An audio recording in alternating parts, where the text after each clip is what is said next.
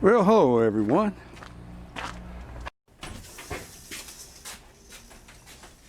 And welcome to my shop.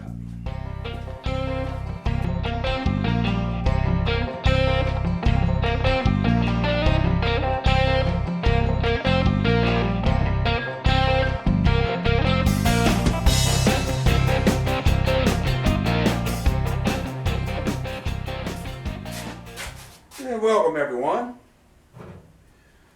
Today we're not going to do a wrench day. About 7 years ago, I did an engine rebuild of a 235 engine I picked up from someone I met online at one of the popular stovebolt.com truck sites. And I knew it had problems up front, but it was the right year I wanted, and it was running before it experienced its problem. So I decided to make the trip and go get it. Now it was about a 6-hour drive, about a 7-hour drive, 3.5 up, 3.5 back to get it, but I couldn't find what I was looking for locally. And what I did find, well, they were really wanting too much for them. So I made the trip, met some good folks up there in central Ohio, and picked the engine up and brung it back down here and proceeded to find out what's wrong with it and to repair it and rebuild it. Now, several years ago I did a montage of the actual rebuild of the engine. I didn't record it on video, I just took pictures, and it's been a very popular video, but it's received a lot of comments that I put too much loud music to it. So what I'm going to do is I'm going to go back, since I can't edit the video that's already been posted and has been live for several years on YouTube. I think I'm going to put together this a new montage, not put as much music, put a little bit of music, but not as much music, and try to cover the rebuild a little better. So anyway, stay tuned, and we'll let the montage begin, and hopefully you'll find something that's useful in your endeavor to rebuild one of these old stove-bolt engines. Alright, after a long trip, the 235 has arrived at my shop. Here I'm using my little Kubota BX23 to lift it off the truck and get it into the shop. It was pretty heavy. The engine's loaded up to my partially assembled run stand.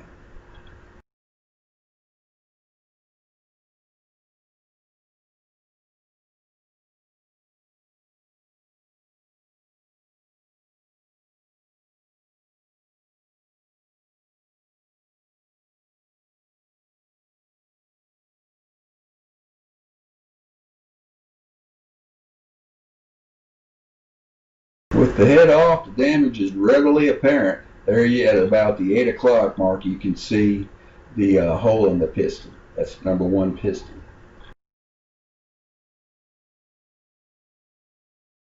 Another view at about 11 o'clock.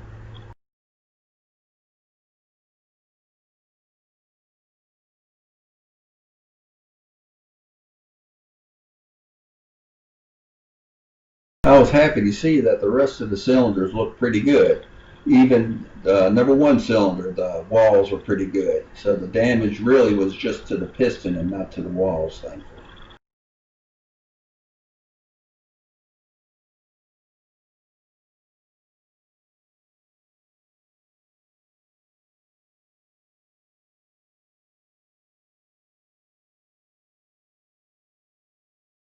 A close-up of number 1 combustion chamber shows no damage.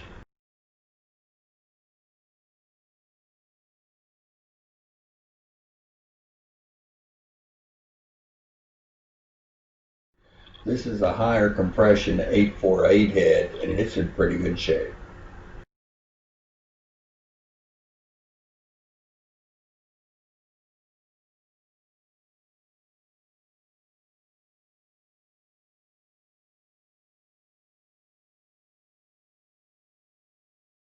I've transferred the engine over to the engine stand now and started more disassembly. It looks overall in pretty good shape considering the mileage. I estimate it's got Pretty high mileage.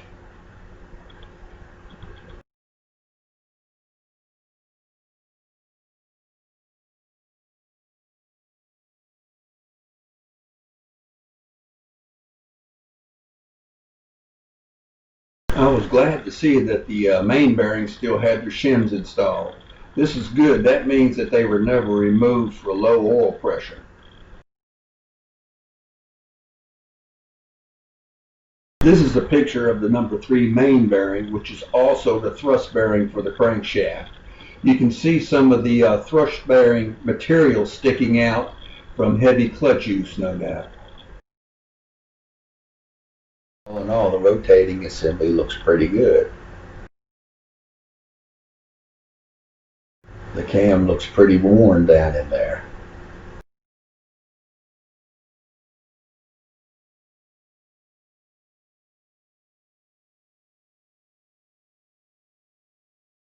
A view of the cam removed from the engine. It's definitely worn.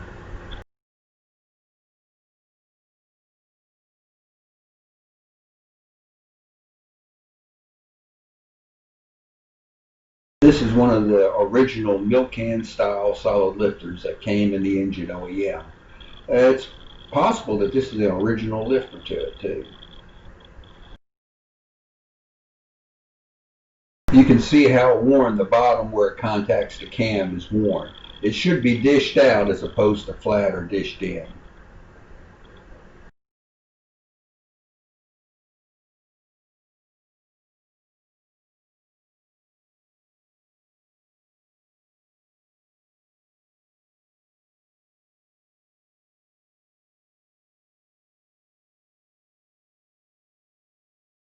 This is a view of the main bearings and shims laid out in the order in which they were removed. They are in very good condition considering the mileage on this engine. They are not worn to the copper at all. The shims will be reused with the new bearings. This is a close-up shot of the number 3 main bearing and thrust bearing surface. You can see the thrust bearing surface is worn somewhat.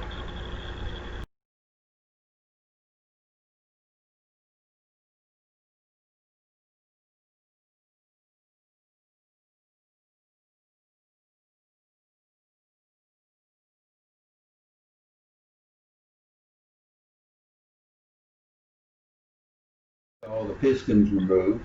All the cylinders look pretty good, including number 1.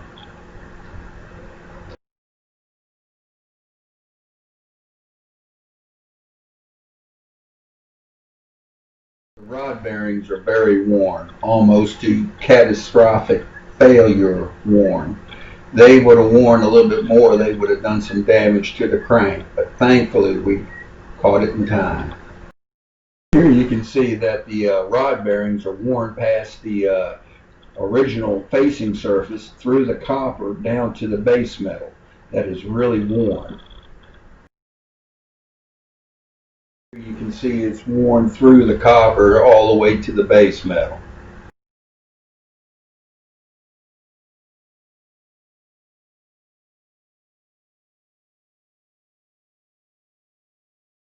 Here's some close-ups of the crank's journals. With the amount of wear that was on those rod bearings, it's surprising that there's no deeper scratches than what there is. It can be cleaned up. Here's a closer shot. It's too worn for a simple return. It'll need to be put on a lathe and cleaned up.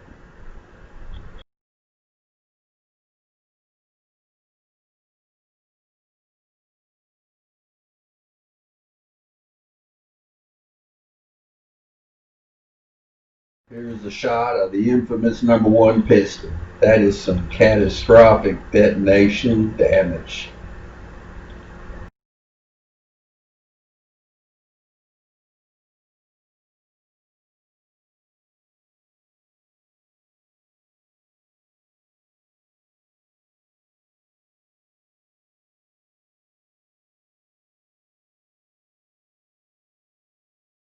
Here's the block and head, crank and flywheel loaded up, ready to go to the machine shop for Magnaflox crack testing and machining.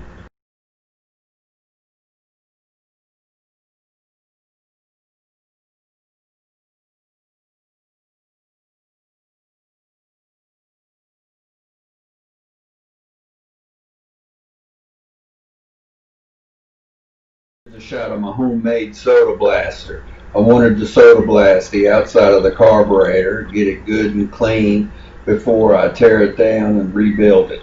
That soda blaster did pretty good considering it's homemade, but it cleaned it up good enough and allowed me to get it soaking for a rebuild. Here's a shot of the rebuilt car mounted on the painted intake manifold. And here's some shots of the water pump and the tins painted Chevrolet blue, flame blue. And here's the fan and harmonic balance painted and awaiting install also.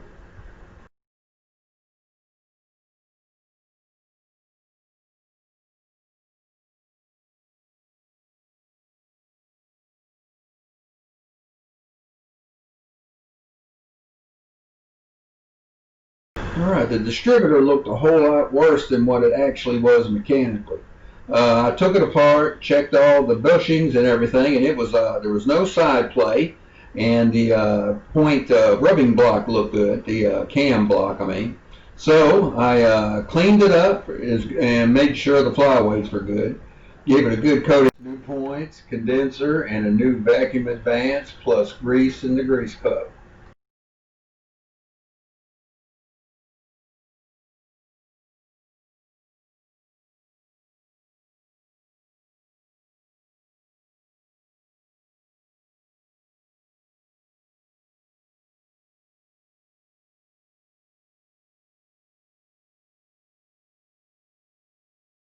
After about a month of waiting, the machine shop called and said my parts were ready for pickup.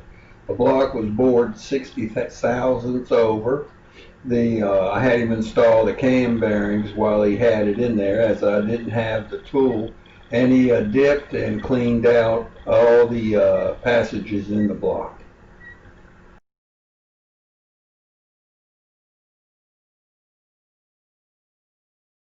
This is the rear cam bearing. You want to make sure you press it in far enough for the inside holes to line up, but where it doesn't cover up that drain back hole.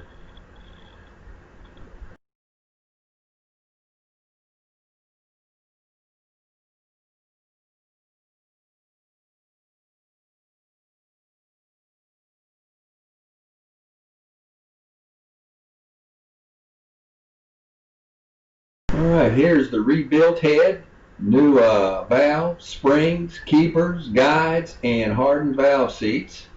And the head was shaved 6 thousandths to make it level. Also, I had him press on that cam gear while he had it there. Since I don't have a press here, that would have done it.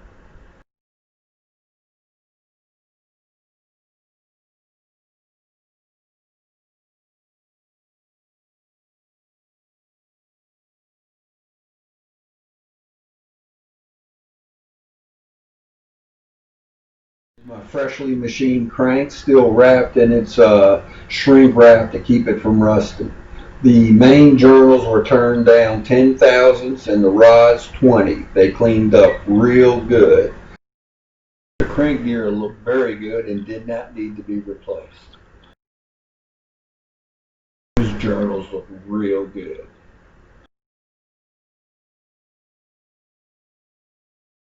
Also, while he had it, I had the flywheel resurfaced, and it's cleaned up real good too. That's the 235 flywheel I'm going to use on the engine.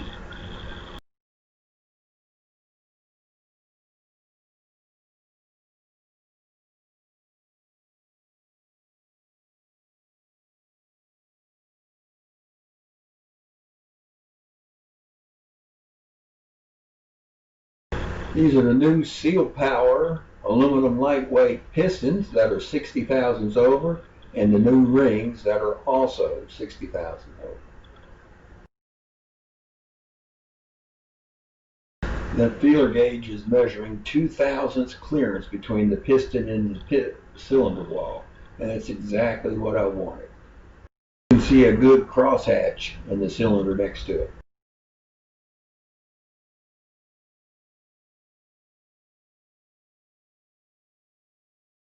After each piston is fit to each cylinder and the rings and the ring gaps set per cylinder, They are marked with the cylinders they were fit to, so they'll be reassembled correctly.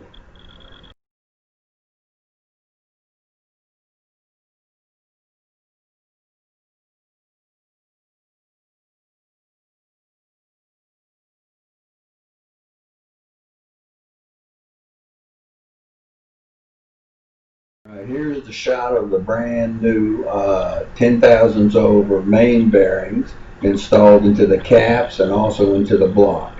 Once I got them fit into the blocks and caps, I lowered the crank down and then used plastic gauge to try to get a good measurement on the clearance. And what I was shooting for was between 1.5 to 3 thousandths of an inch. And with the shims installed, I got 1.5 thousandths, which is good. I can, at a later date, remove shims to decrease the clearance from wear, which is a good thing. The pictures are fuzzy, but they are within tolerance.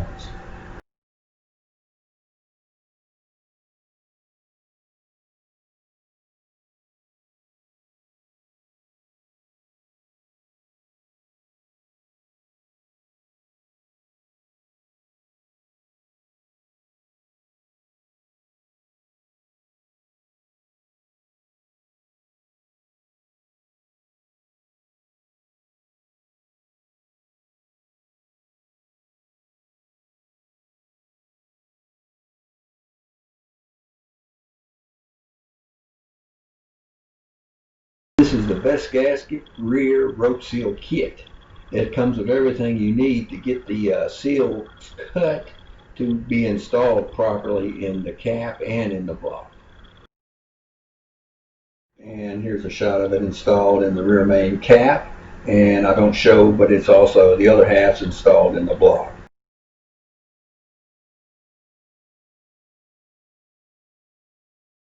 Here's a shot of the rear cam plug installed and the oil gallery plugs installed.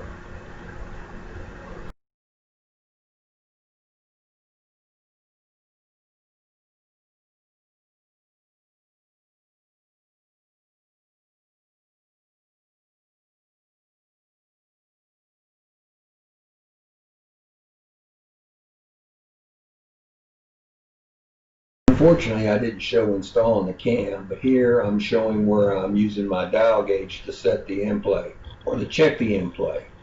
You want between 2 to 5 thousandths, and I had 4 thousandths, which is within spec. If it wasn't within spec, you'd have to pull the cam out and press the gear further down onto the cam. So hopefully you get it right the first time.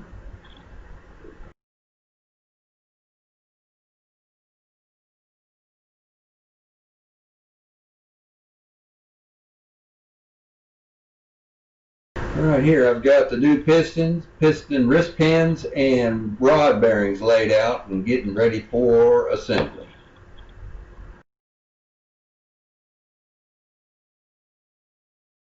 Here I've kept the rods in the order in which they were removed from the engine, but it's not really necessary since the crank has been turned with new bearings and there will be new pistons installed too. Here's a pic of the first assembled piston. Care must be taken when putting the wrist pin into the piston and torque down, because it would be easy to bend those rods. So chuck them in a vise and be real careful doing the torque, and you should be all right.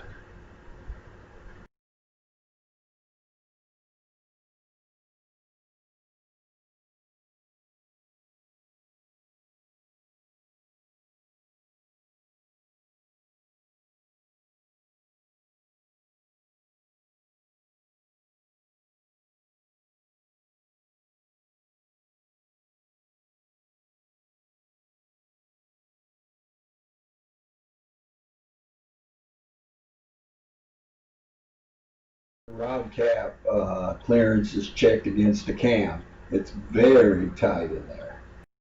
The cam rod actually has recesses machined in just for that clearance.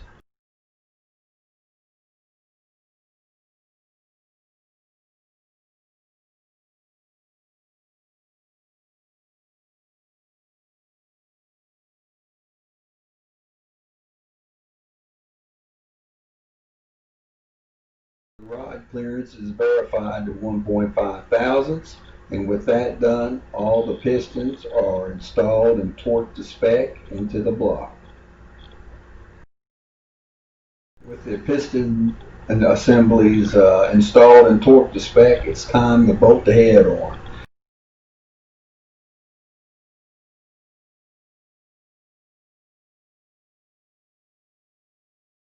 I use the best gasket head gasket, which is a really good head gasket to use. Make sure to install the gasket with the writing facing up. And the head is then torqued to spec in 3 stages with a final torque setting of 90 foot-pounds.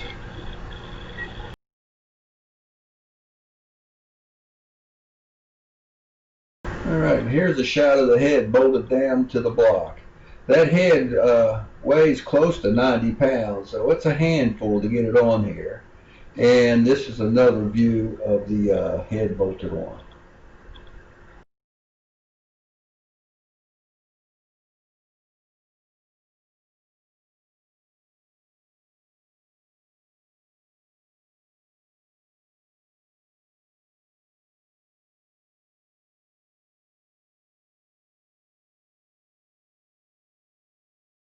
This picture shows how the tips of the rocker arms could get worn.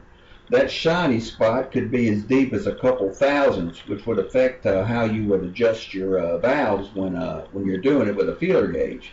So what you want to do is grind them down smooth with the shiny spot, and this is a picture of what it would look like once it's done.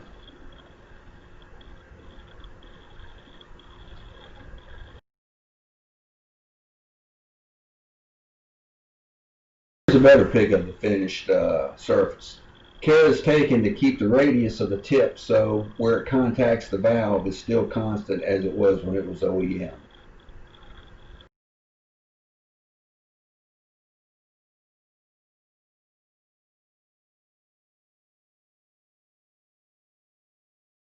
Here's a couple of shots as I get the water pump, the timing cover, and the valve cover and some other parts assembled.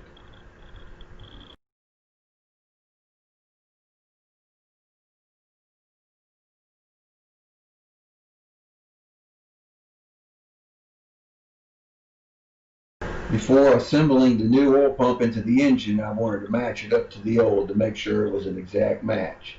54 was an odd year for the oil pumps, and that was a good match. So I went ahead and removed the pickup screen and the feed tube from the old oil pump and installed it on the new, and then I installed the entire assembly into the block. It bolted right up just like it should, which was good to go because, you know, sometimes when you're dealing with aftermarket, you don't know what you're going to get. But it bolted right up, all the tolerances and clearances were right, and I made sure I filled the oil pump up with oil just like a prime before I put it all in.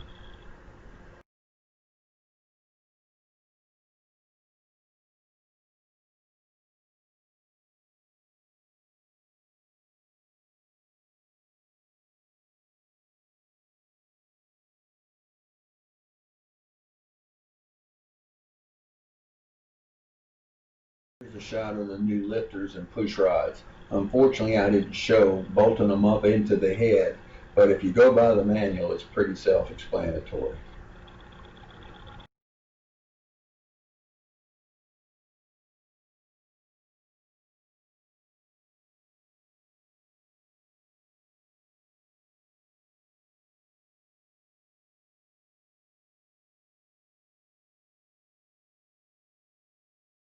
As you can see, the flanges on the intake manifold don't match up with the exhaust. That's what the reason for the clamp modification.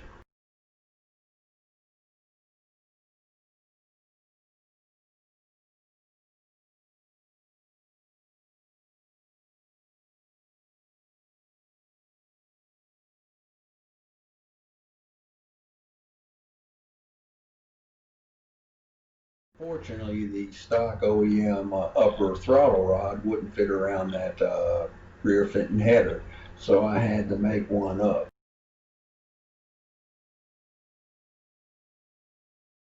All right, here's the OEM rod laid out so I could get my measurements.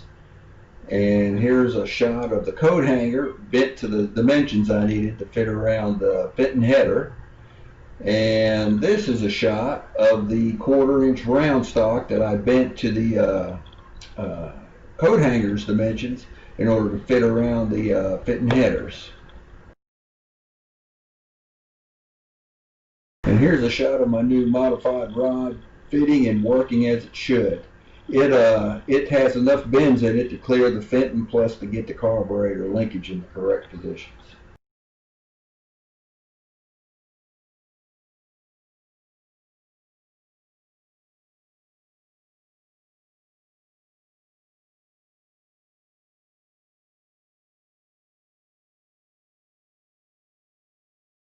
Here's a shot of all the external peripherals getting bolted on: the carb, fan, water pump, distributor, alternator. All those parts are real easy to bolt on with an engine on an engine stand. Here's a shot of my new 12-volt alternator bolted up. I did some modification to several brackets that I purchased in order to get that alternator bolted up. Here I'm trying several different return spring combinations to see if I can get a good return. I end up going a different route in the end. The distributor, coil, plug wires, draft tube, and fuel pump are all installed in this pick.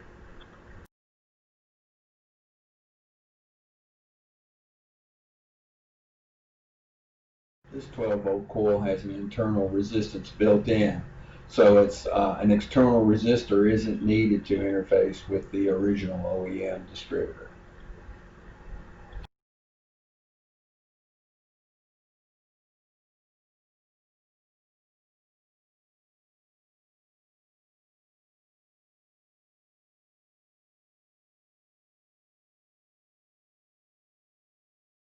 Alright, here's a shot of the engine assembled and ready to be transferred to the engine run stand. Before we do that though, I'm going to remove the distributor, take a long tang straight slot screwdriver, insert it into the hole down into the oil pump, spin it till I get oil pressure out the rocker arms and everything lubricated up. Once that's done, the distributor will be replaced and it'll be ready for its first short break-in run.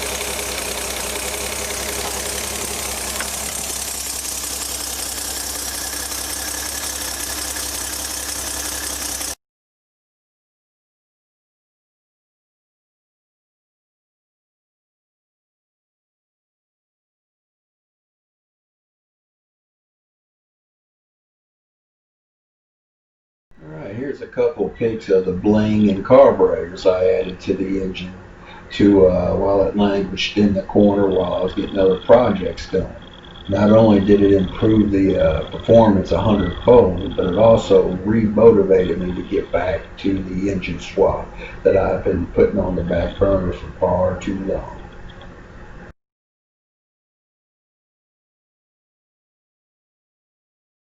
Well, all right. As you can see, the engine did finally make its way into this '49 Chevy, and it's been running pretty good. I did a series, video series on the removal of the 216 and the modification of the 235 and the install of the 235. It's about a 15-part series, I think. Because I found some other stuff along the way, and a card will pop up here, or you can go to my site's homepage and you can get to that playlist. But yeah, the engine's been very good, and I'm sure now, if you're still with me, you're real interested in a summary of the pricing of what it costs to rebuild this engine. I've got me a little spreadsheet I put together while I was doing it. And well, we'll go over a few things. I'll start with the machine shop work. That's the first thing you'll have to do. Once you either pull the engine or you have the engine out and you take it apart, you'll need to have it machined. There's none of these engines, as old as they are, they're going to need machine work done. So what I ran into was to get the engine dipped and cleaned cost $50. The bore cost $80. I decided to have the head totally rebuilt. Now this head is what it's called the 848 head. 848 being the last 3 digits of the casting number on the head. This is the factory's highest compression head that they came out with. And that's actually the head that you want if you're going to build an engine. If you can find one, that's the type head you want. I believe they started coming out in 55 or 56. I could be wrong. It may be even a little later than that. Maybe I'll do a little research and pop up. But 848 head is what you want. That's what this is. So that means it was actually not the original head that was on this engine. Well, I had new hardened valve seats put in, new valves, new springs, new guides, had it shaved 6/1000 to plumb it up to get it level, and all that machine work, cleaned of course, and all that machine work cost $250, which, considering all the work done to it, it's not bad. Now, you can go with oversized valves in these, and you can also do some port work, but the design of this head is just not conducive for all that extra type of work that you'll put into it. In other words, your return on investment is not going to be that good. Oversized valves, you would think off the bat would be better, but the flow characteristics of these heads that cannot be changed are just not conducive for doing that type of work. Go ahead if you want to. You may gain a couple horsepower perhaps, but I opted not to go with that extra expense. So, and I also had the flywheel resurfaced. All the machine work, I took the engine to him and picked it up, ran $530. So that's 7-year-old prices at the time of this recording. So, which would be about 2013 maybe, I think is what I had it done. So anyway, things have really gone up since then. Now, I sourced my total engine rebuild kit from Patrick's Stove Bolt Parts, and unfortunately Patrick's is no longer in business. He retired, and I think they tried to keep the business going after he retired, and I don't think they were successful, and they eventually closed. So unfortunately, this is not a good source for it. You can source all the parts from different places, even from Napa, places like that, so you don't have to use a one-stop shop. But I opted to do it because I had a pretty good relationship with Patrick's and his wife at the time, so I went that route. Now, The total engine rebuild kit internal was about $586. That included pistons, rings, rod bearings, main bearings, cam bearings, the engine gasket set, soft plug set, oil pump, and yeah, that is that kit part there, and that ran $586.39. All right. Then my cam was shot. I knew I was going to have to replace the cam, and if you replace the cam, you're going to need to have new lifters. You don't want to use old lifters with a new cam. That's a set. You go with the new cam, you go with new lifters.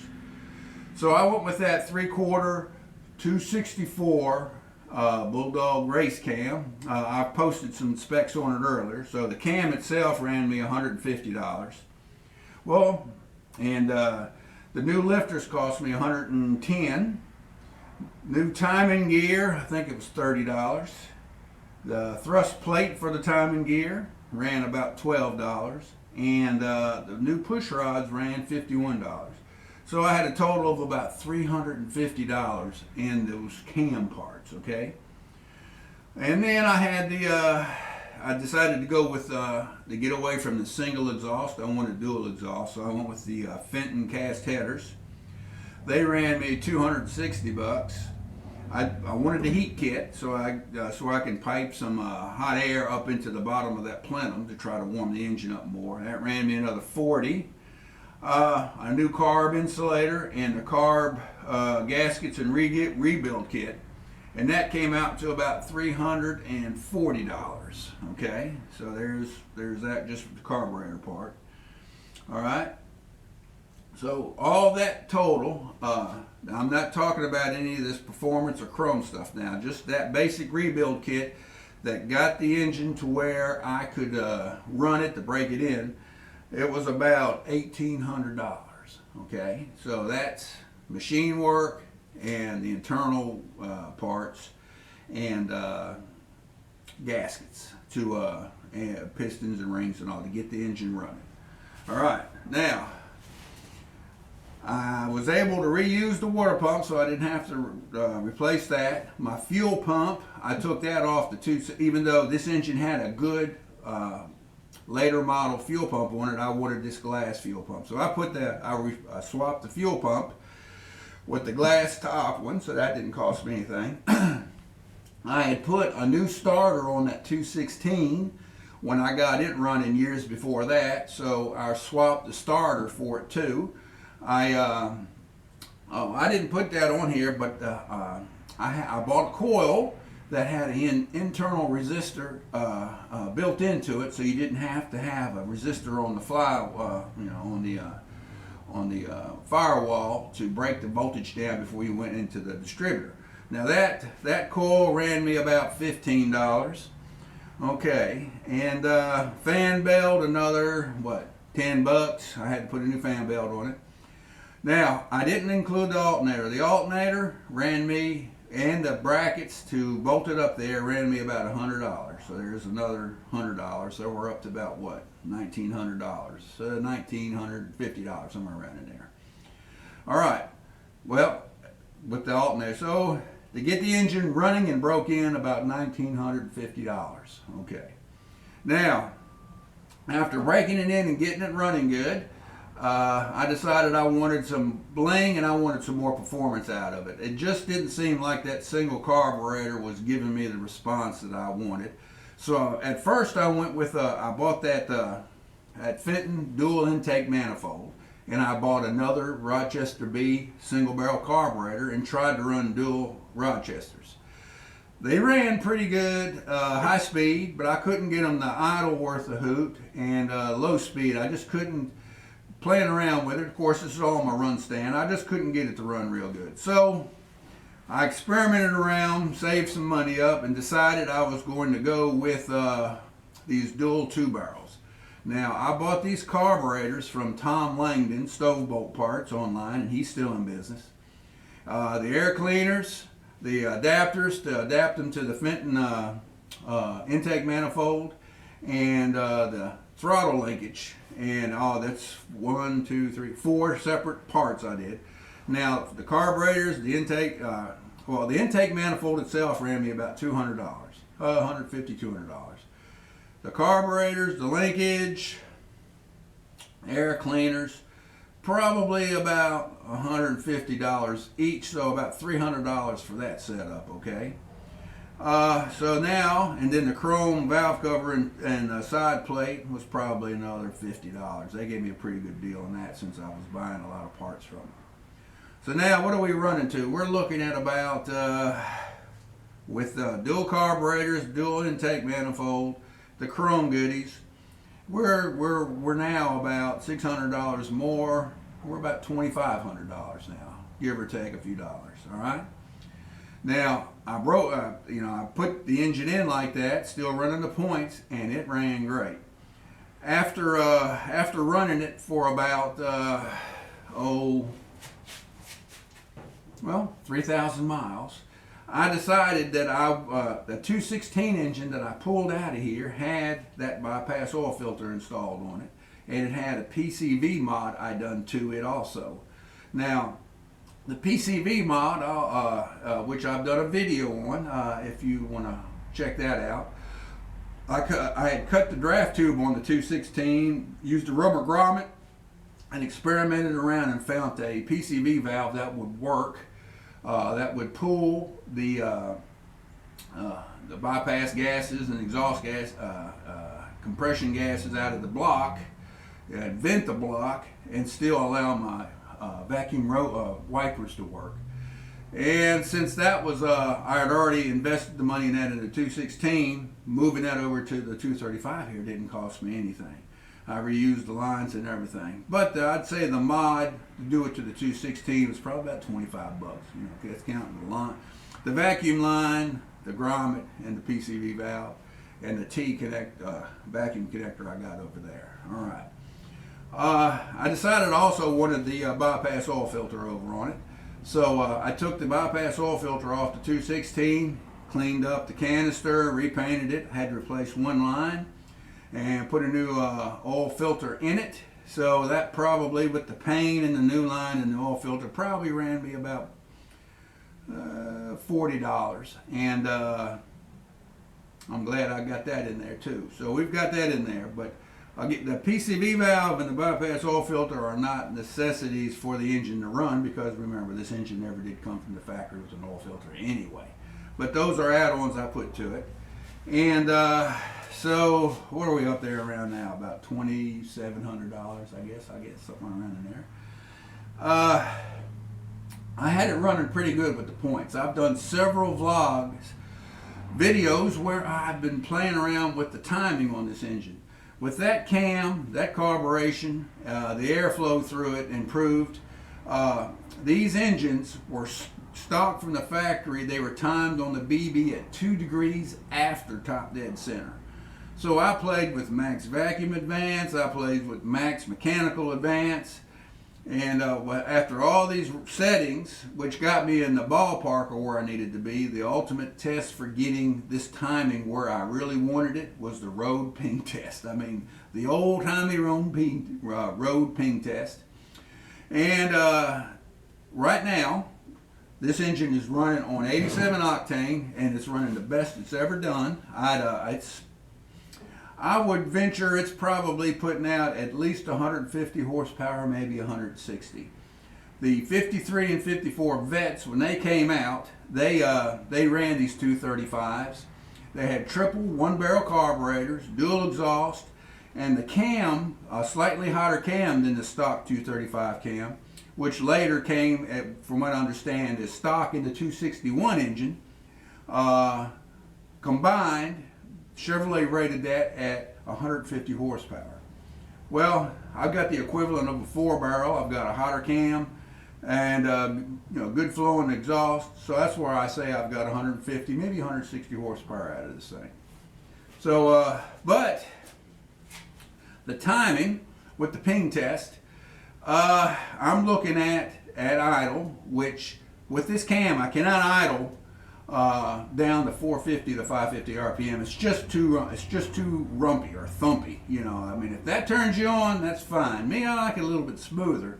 I get a smooth idle from 640 600 to 650 RPM. So at 600 to 650 RPM, my timing is 12 degrees before top dead center, and my maximum mechanical advance is at 30.5 degrees without vacuum. You add vacuum, you add about 10 more degrees. That is the optimum setting and running for this engine right now. All right, so with points, it ran good.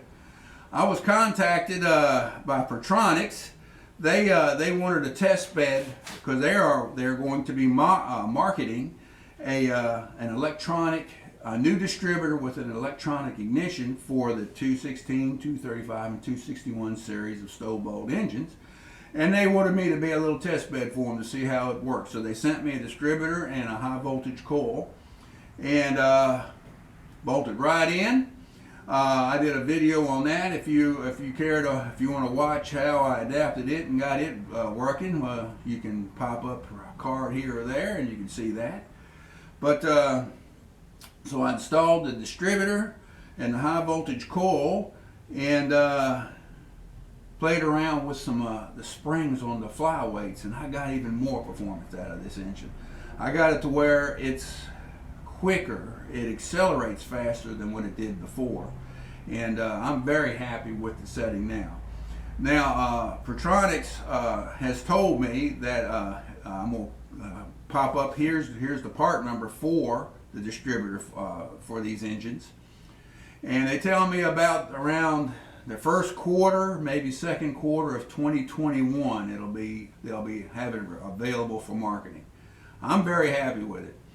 And it is a whole new distributor. So if your distributor is kind of wearing out, sometimes you'll see them wobble in your block, or if you see the shaft wobble inside the housing, they're getting pretty worn, especially if you have like a little miss where maybe the lobes on the that open the points are wore. Now this is a whole new distributor with a pointless ignition. So that's something to think about come the future. There are other providers of that. Like I say, if they hadn't approached me, I would have stayed with the points because I had no problem with my point distributor, and I don't care. I don't mind setting points, and generally you don't have to worry about them, but it may be every 3,000, every 6,000 miles. So anyway, that's pretty much a summary of the engine and how well it runs. I've got about 4,000 miles on the engine now in my truck, and I'm very, very happy with it. Would I do it again? Yes, absolutely. As a matter of fact, I'm toying around with the idea of rebuilding that 216 because I've got it still sitting over there behind my toolbox, and even putting it back in here one day. This engine is really good though. I'm not in any hurry. It'll run in modern traffic. It'll the sweet spot, because I'm still running the stock drivetrain. In other words, it's the 3 on the tree, 411 rear end torque tube drivetrain, and the sweet spot with this engine is between 35 to 50 mile an hour, anywhere in that range, which would be 1,800 RPM all the way up to 2,600 RPM. This truck, it's like a Singer sewing machine. You can feel it and hear it. It's just humming along, and that's its sweet spot. Now, I've varied the speedometer at 80 a couple times, and I've run this thing at 65 steady for quite a while, and even up to 70 steady for quite a while, and it'll do it, and it doesn't have any problems doing it other than it's really spinning up there. We're at 3,000 RPM and higher. To get to 60 is 3,000 RPM and higher, and it'll do it, but I think it's happier in that sweet spot.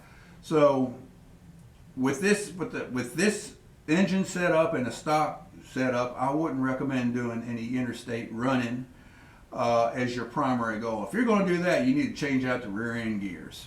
These, like I say, these are 411. You probably want to go to that.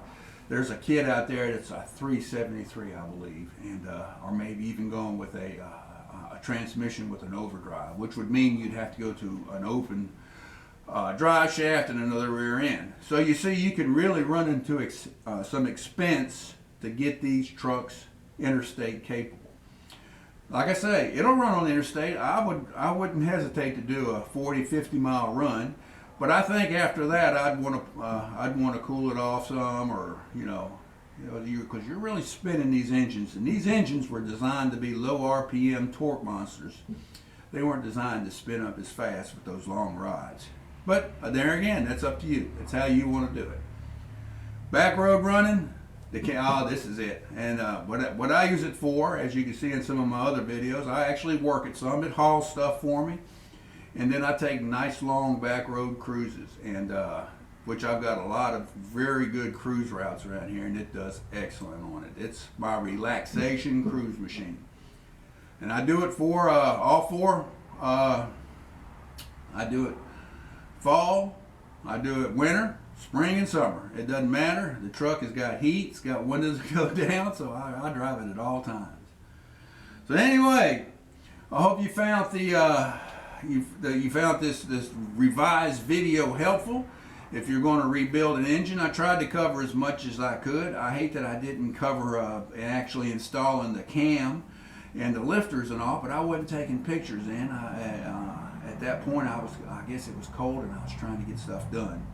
But it's you follow the manual, and it's like if you've done an engine rebuild, it's really no different than doing any other engine. Just be carefully, put your cam in. Very well, you want to lube it up very well. The bearings and the lobes. I mean, you put the assembly lube to it and put it in there easily so you don't jar the cam bearings. It will take a good jar to knock them out of their way because you got to drive them in. But you still want to be careful. Lube up the lifters real good. Put your push rods in. Drop your rocker arms down. Bolt them up and torque them. Then you can adjust them out. So anyway. So. Thanks for watching.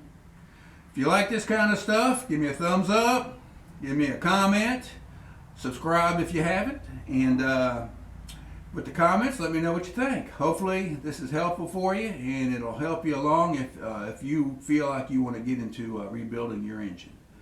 So anyway, as you can tell from the opening, at this particular time, it's around Christmas time, and it's really cold out here. See the steam? So anyway, hope you have a Merry Christmas. I hope you and your families are doing good. And I hope you have a good one. We'll see you around on the next one. See ya.